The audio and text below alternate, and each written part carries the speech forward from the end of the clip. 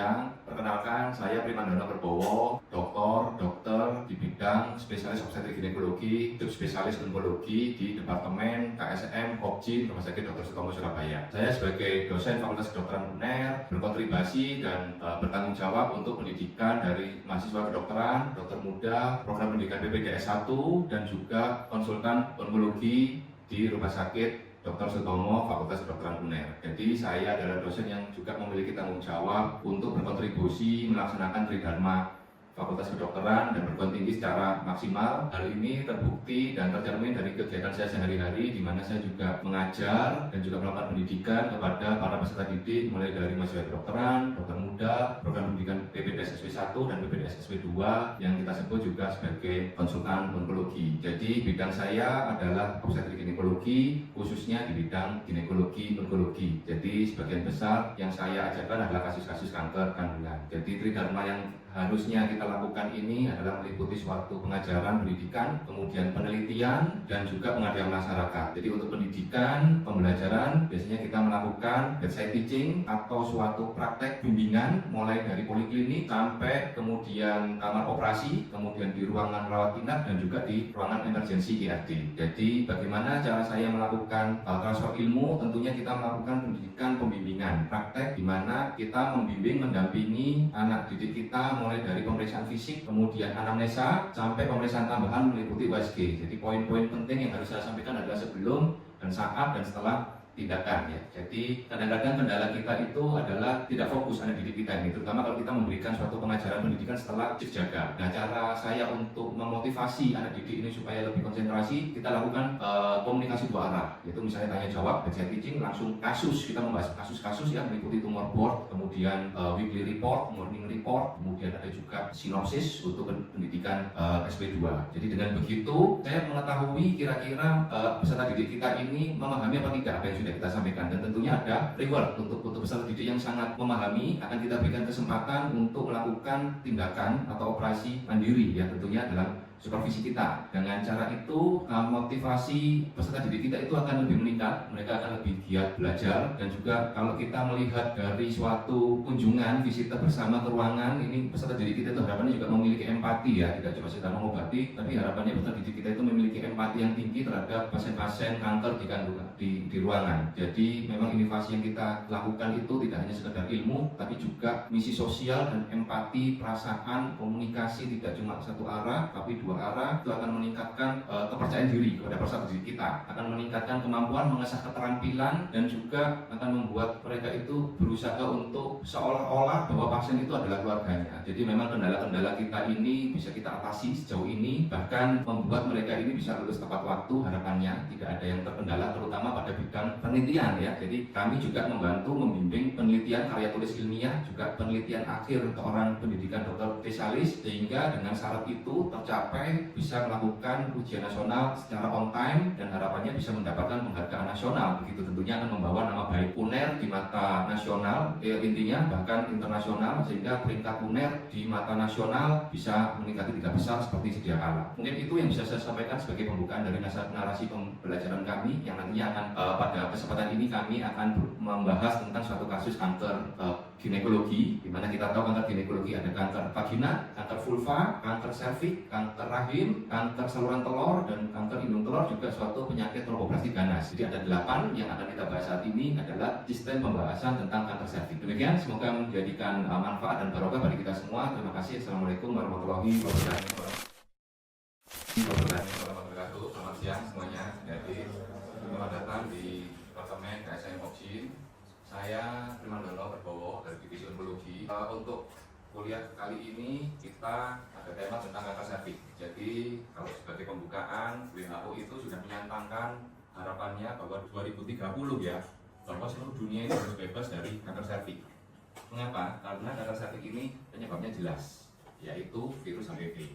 Kedua, ada fase prakanker, jadi tidak langsung serta-merta menjadi kanker serviks. Yang ketiga adalah ada vaksinnya. Jadi jangan lupa, vaksin itu adalah satu dari 3 terapi imun. Jadi saat ini sudah ada 3 terapi imun. Yang pertama adalah sel T transfer. Jadi kita itu diberi suntikan sel T buatan supaya imunitas tubuh kita baik. Ya, kita tahu bahwa virus HPV ini adalah self-limiting disease. Ya, jadi tidak perlu diobati apa-apa. Sebenarnya imun tubuh kita sudah bisa membasmi dari virus itu. Terapi imun yang kedua itu adalah vaksin itu sendiri. Jadi dengan vaksin kita disuntik, dimasukkan virus like particle. Jadi vaksin itu adalah bukan virus yang dilemahkan, tapi khusus vaksin HPV itu adalah virus like particle. Jadi artinya suatu sintesa mirip virus HPV yang tidak ada inti selnya.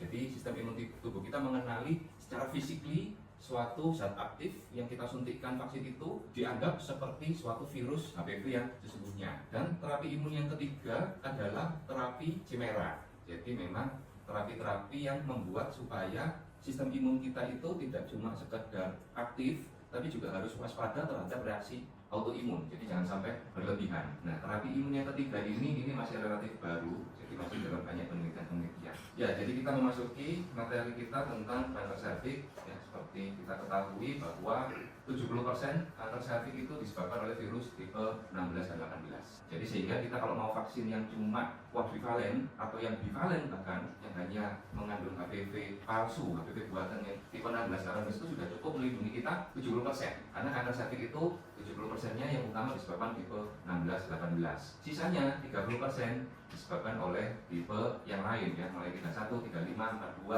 45, 51, 52 dan sebagainya. Nah, tahapan kanker serviks itu mengapa kita harapannya WHO aman dalam 2030 semua negara harus bebas kanker serviks, itu suatu beban berat bagi kita karena kanker serviks itu gejalanya tidak khas ya, keputihan atau perdarahan. Orang keputihan belum tentu kanker serviks, orang perdarahan belum tentu kanker serviks, tapi orang kanker serviks pasti keputihan dan perdarahan. Jadi gejalanya tidak khas, banyak orang yang sering luput, sering menganggap remeh, sehingga sebenarnya bisa kita prediksi mengevaluasi atau meng-screening pasien-pasien pada fase prakanker itu sampai detik ini susah gitu. Mengapa? Mungkin karena wanita Indonesia itu memiliki prinsip malu mengangkat segalanya. Jadi artinya apa? Wanita Indonesia itu malas periksa karena malu dan takut. Ya, makanya sekarang kita lihat pendidikan program spesialis BPJS banyak yang cewek. Ya, coba kalian perhatikan. Nanti ke depannya mungkin malah hampir sebagian besar dokter kandungan itu cewek karena untuk menjembatani rasa malu, takut, khawatirnya masyarakat kita. Nah, kalau kita lihat kasus kanker serviks itu masih banyak di Indonesia, sehingga permintaan WHO Indonesia bebas kanker serviks tahun 2030, 5 tahun lagi, ini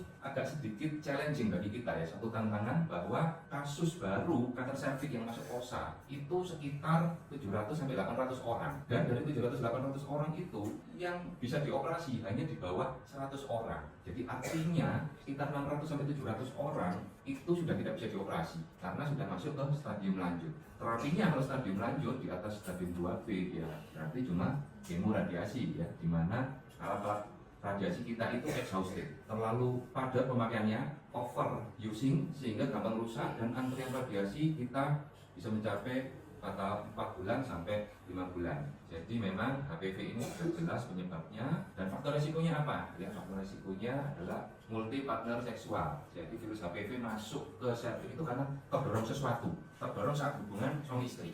Atau jangan lupa juga kuku-kuku kotor kita ini juga bisa memasukkan virus HPV.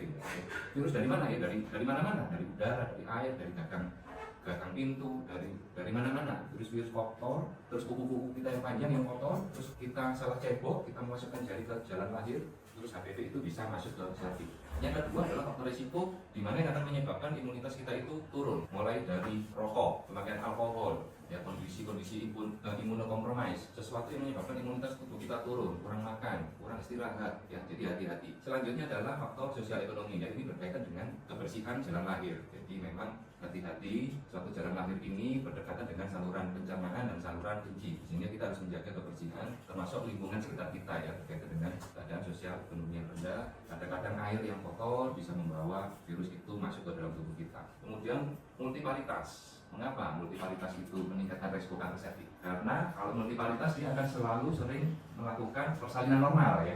Persalinan normal resiko serviksnya trauma sampai sobek. Nah, yang keseringan trauma, sobek, dan dimana tubuh kita tidak bisa memperbaiki kerusakan sel itu akan berubah menjadi kanker ya secara umum. Tapi tentunya khusus untuk kanker serviks penyebabnya bukan sekedar hanya tidak bisa memperbaiki kerusakan, karena itu hanya 1% dari penyebab kanker serviks. Tetap 99% penyebabnya adalah ada tidaknya virus HPV. Yang kedua adalah pemakaian kontrasepsi ya. Jadi ini juga suatu kontroversi ya, kontrasepsi hormonal terutama itu juga akan meningkatkan resiko dari aktivitas kelenjar-kelenjar serviks yang berlebihan. Jadi menyebabkan sel-sel itu lebih mudah terekspos oleh benda asing termasuk bahan asing. Jadi harus hati-hati. Tetap kontroversinya adalah ada tidaknya virus HPV itu di serviks. Jadi bukan gara-gara kontrasepsi hormonal yang berkepanjangan yang menyebabkan kanker serviks, tapi itu hanya sekedar faktor resiko. Jadi dengan kondisi sel-sel serviks yang mudah terbuka dengan sitoplasmanya yang banyak, membran selnya yang sangat-sangat rigid karena efek dari hormonal, sehingga kalau ada virus HPV masuk dia akan langsung menembus membran basalis. Jadi itu sekedar faktor resiko, mempermudah virus itu masuk, bukan penyebab kanker serviks. Ia penyebab hanya 1%. Kemudian faktor resiko yang lain itu adalah tidak pernah screening ya. Jadi sangat disayangkan sekali bahwa kanker serviks itu mudah dideteksi dan ada fasenya. Caranya bagaimana kita tahu? Ya karena kita melakukan screening dari organ serviks dengan cara pap smear, di mana pap smear itu tidak ada rasa sakit, tidak ada rasa nyeri, dan juga tidak terlalu mahal. Kemudian patofisiologinya apa kanker serviks itu? Jadi kalau kita lihat selain penyebabnya suatu virus HPV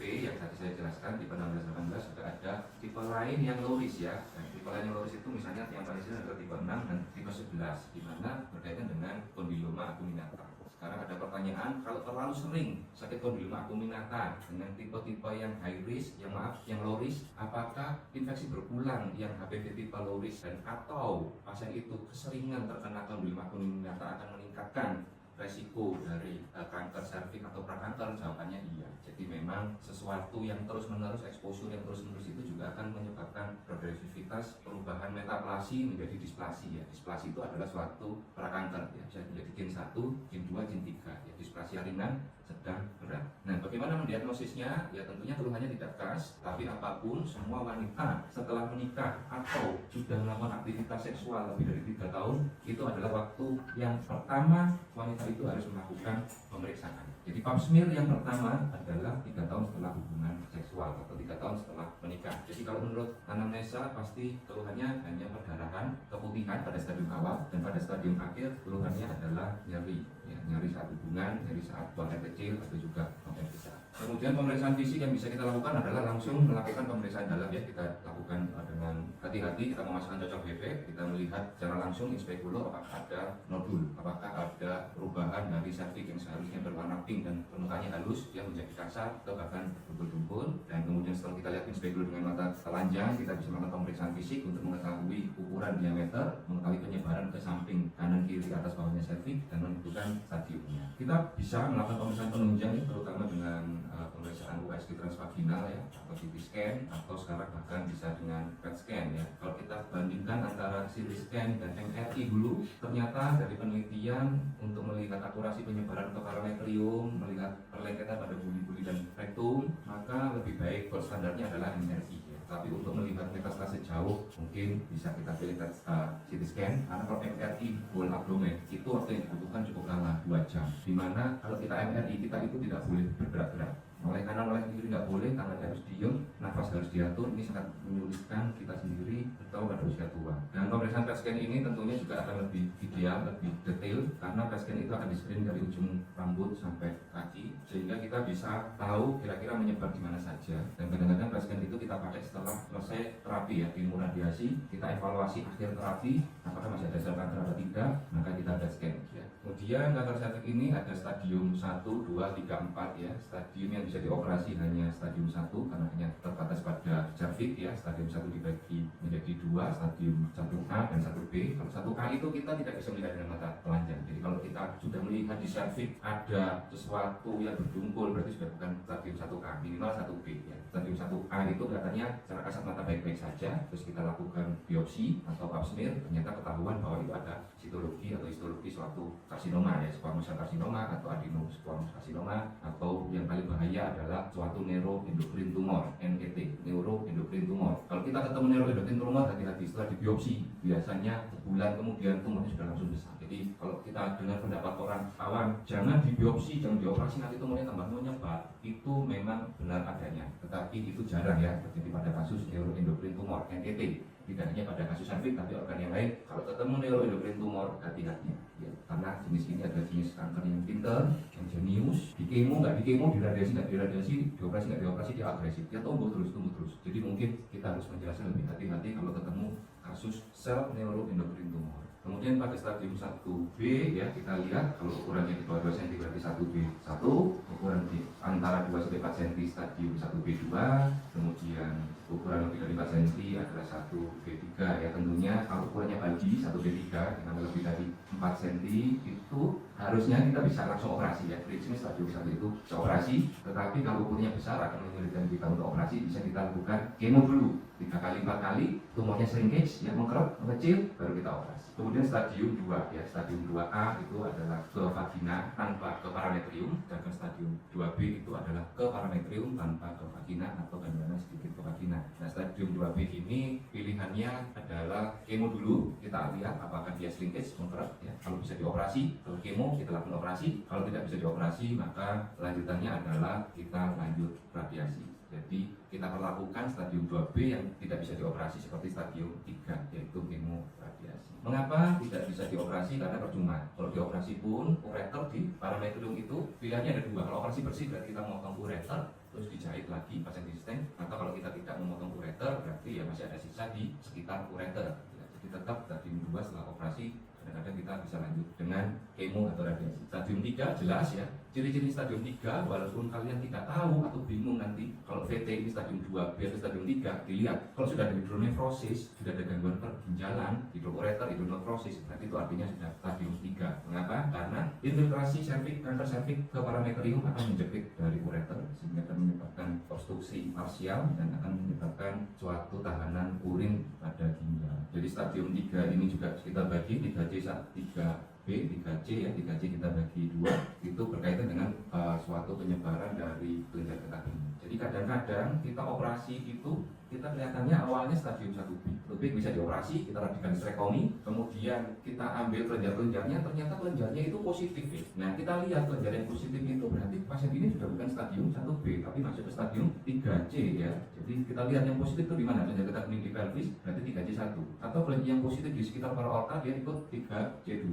Nah kalau begitu berarti kita harus melanjutkan kemo atau radiasi. Nah kalau stadium 4 ini sudah menyebar ke jauh ya, paling sering adalah ke paru-paru ya. Dan kadang kita perlu tidak harus membuktikan bahwa itu suatu metastase ke paru-paru, tampilan hanya sekedar ronsen saja itu sudah bisa kelihatan bahwa itu suatu nodul-nodul metastasis ya. Curiga nodul-nodul metastasis dari cervix. Artinya kalau memang dibuktikan ya memang kita lakukan core biopsi pada paru ya. Paling sering paru-paru, paling sering. Jadi memang bagaimana sekarang adik-adik semua sebagai dokter umum, jadi harapannya dari pembelajaran ini adalah adik-adik ini bisa mendeteksi bahwa ini adalah pasien kanker cervix. Yang kedua adalah penata laksanaan awalnya bagaimana. Jadi kalau adik-adik ketemu nanti di tempat prakteknya, langkah pertama adalah lakukan antara pap smear atau biopsi. Kalau saran saya, kalau memang sudah mencurigai secara inspekulum ada yang tidak enak, ada yang menonjol sedikit dengan tampilan hiperemi, antara pap smear yang itu adalah sifatnya histologi, ya maaf, sitologi, dan biopsi itu ada satu sitologi,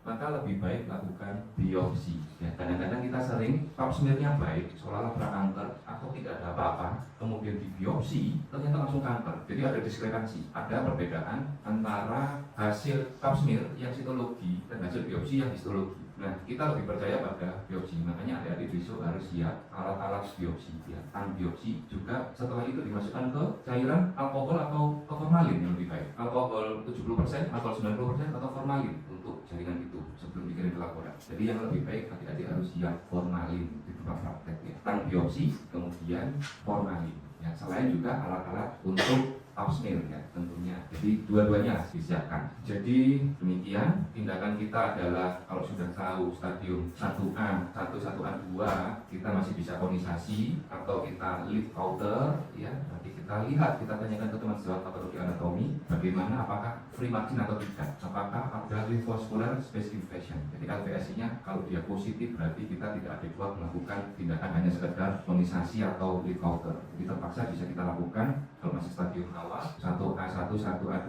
itu cukup simple hysterectomy ya. Jadi kalau kalian tonisasi kemudian atau lead counter ternyata tidak free margin atau LVSI-nya positif, maka bisa dilanjutkan sekedar simple hysterectomy. Tetapi kalau sudah stadium 1B, sudah kelihatan tumornya kasat mata ukuran 1 cm, 2 cm, 3 cm, maka harus radical hysterectomy ya. 1B sampai 2A harus radical hysterectomy ya. Jadi konisasi tadi hanya kalau kita melihat ada suatu seolah-olah seperti lesi prakanker. Taunya dari mana? Selain itu juga nanti di tempat praktek adik-adik harus siap suatu asam asetat ya, 3-5%. Bagaimana cara membuat asam asetat 3-5%? Asam cuka dapur itu yang adik-adik biasanya suka bikin masakan ya, acar, itu adalah kadarnya sekitar 25%. Asam asetat 25%. Asam cuka dapur itu. Sehingga adik-adik perlu mengambil asam cuka dapur itu 1 cc, terus kemudian dicampur aqua bides atau normal salin 4 cc, sehingga akan ketemu cairan asam asetat 5 cc. Dan itu kalian harus siap di tempat praktek. Kalau in speculo melihat suatu serviks yang cervicitis kemerah-merahan, bintik-bintik merah, jangan lupa bintik-bintik merah itu juga bukan karena suatu prakanker, juga karena bisa infeksi Trichomonas ya, namanya strawberry patch ya, infeksi bakteri kuman Trichomonas itu bintik-bintik merah. Nah, prakanker serviks itu juga bisa bintik-bintik merah. Nah, yang membedakan apa? Oleskan asam asetat. Sesuatu yang merah berubah jadi putih, berarti itu HIV positif. Kemudian tempat laksana untuk stadium 2B, 3A sampai stadium 4 berarti kemo radiasi ya. Kemo yang kita pakai adalah kemo yang bersifat radiosensitizer. Kemudian setelah itu kita lanjutkan dari observasi, evaluasi kemo radiasi ini apakah sudah sembuh pasiennya dengan PET scan. Oke. Mungkin demikian adik-adik sekalian, kita lanjutkan sesi tanya jawab. Jadi untuk evaluasi sesi ini kita bagi dua, 80% itu adalah penilaian nanti saat kalian ujian tertulis, 20% adalah keaktifan adik-adik sekalian saat melakukan pertemuan ilmiah seperti responsi atau diskusi. Rasim dari apa yang saya sampaikan tadi ya. Jadi bagaimana adik-adik semua ini bisa mendiagnosa pasien itu adalah suatu kanker serviks stadium 3. Ya, silakan, siapa yang bisa jawab? Baik, terima kasih dokter. Mohon izin perkenalkan, saya Dr. Nalina. Di sini terkait dengan laporan kasus pasien kami dari POSA. Ada seorang pasien kami diagnosis sebagai CA cervix dengan stadium klinis 3B. Terkait dengan data-data positif yang kami dapati dari anamnesis sedikit dokter, kami dapati pasien ini datang dengan keluhan adanya keputihan sudah sejak 1 bulan sebelum datang ke poli, dengan adanya perdarahan dari jalan lahir juga dokter sudah sejak 3 bulan, dan adanya keluhan perut bawah besar dan nyeri sudah sejak 1 tahun sebelum datang ke poli dokter. Pada pemeriksaan ginekologi kami dapati adanya massa bertemu keras ukuran 3 cm dengan infiltrasi ke parameter positif. Pada pemeriksaan cancer free space kami pada palpasi di sebelah kanan kami tidak dapati adanya cancer free space sama sekali.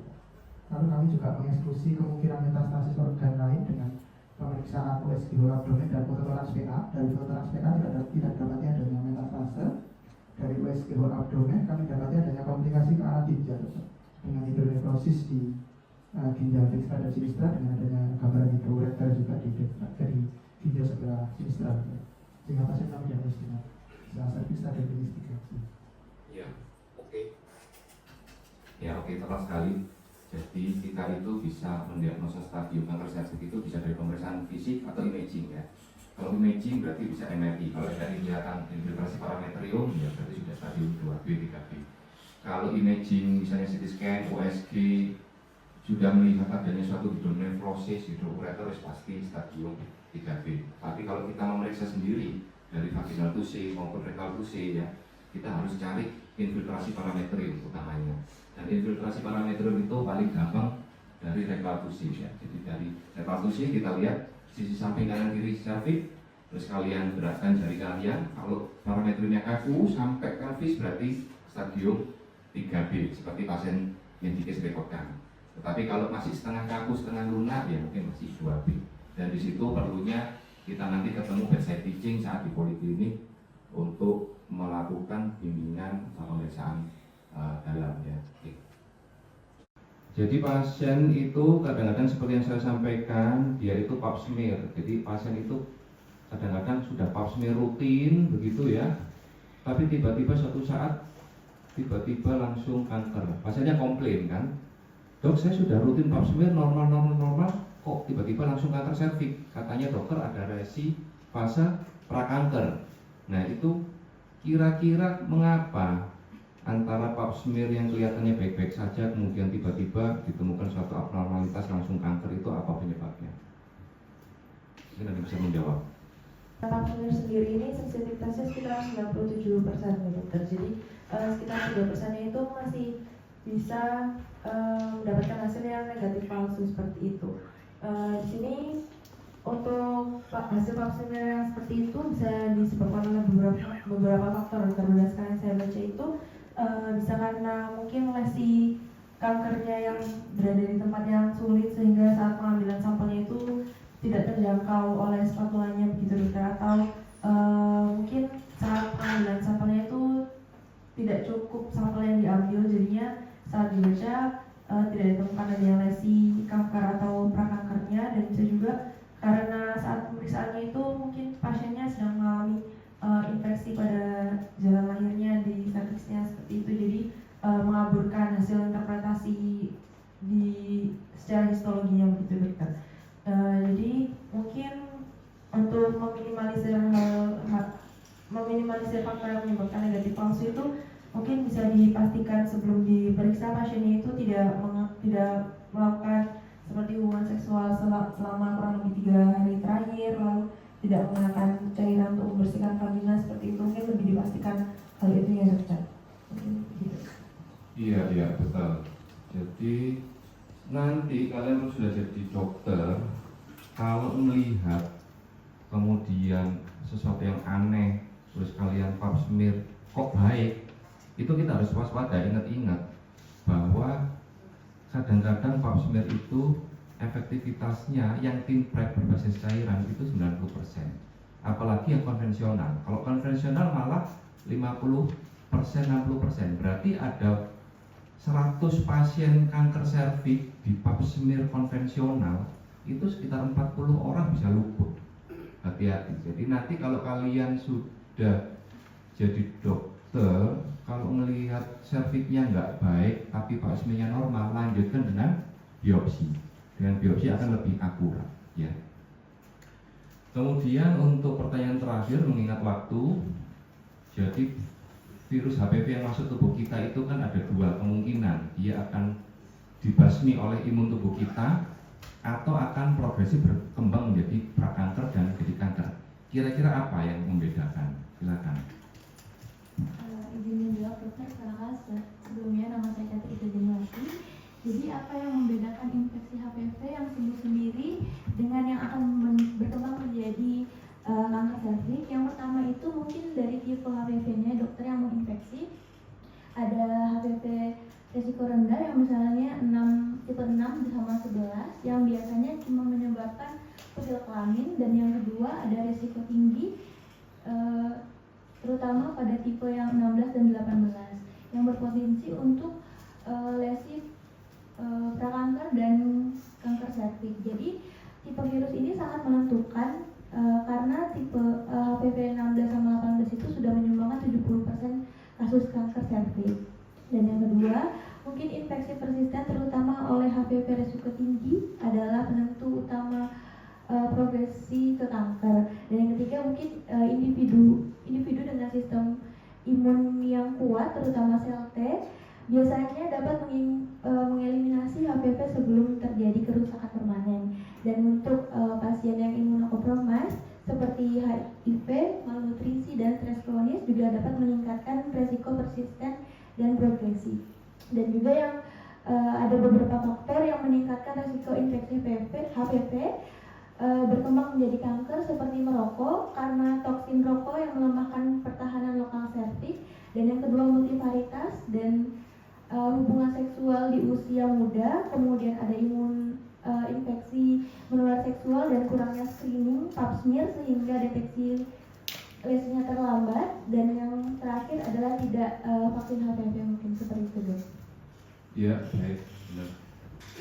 Jadi memang sebagai penutup saya titip tanggung jawab kita semua, adik-adik semua juga bertanggung jawab untuk harapannya WHO bahwa Indonesia bebas kanker serviks.